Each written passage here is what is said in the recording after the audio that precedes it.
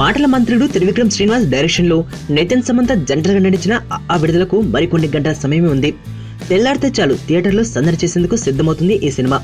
విడుదల ముందు రోజు కూడా ఆకు అంతంత మాత్రమే పబ్లిసిటీ జరుగుతోంది. దర్శకుడు త్రివిక్రమ్ అయితే ఇప్పటి వరకు అసలు సినిమా గురించి నోరు మెదపలేదు. మిక్కీ జే మేయర్, సినిమాటోగ్రాఫర్ నటరాజ్ లాంటి వాళ్ళనైతే పక్కాగా మేకింగ్ వీడియోలకే పరిమితం చేసేశారు.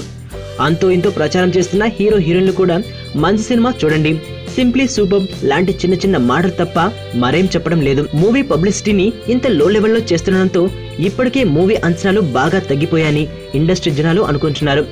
నిజానికి త్రివిక్రమ్ ఐడియా ఇదే అంటే ఆశ్చర్యం వేయకమానదు. థియేటర్లకు వచ్చేవారు ఏమాత్రం అంచనాలు పెట్టుకోకుండా ప్లెయిన్ మైండ్ తో వస్తే వారిని సంపూర్ణంగా మెప్పించవచ్చని మాంత్రుడు ప్లాన్ చేశారట. తన సినిమాలోని కంటెంట్ తప్ప తను మాట్లాడకూడదని భావిస్తున్నాడట.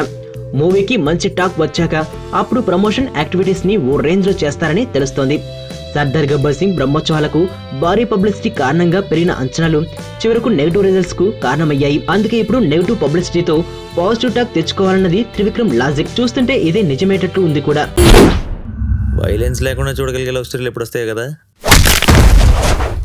నీలో ఈ కోణం కూడా ఉందని నాకు తెలీదు. Adventure time.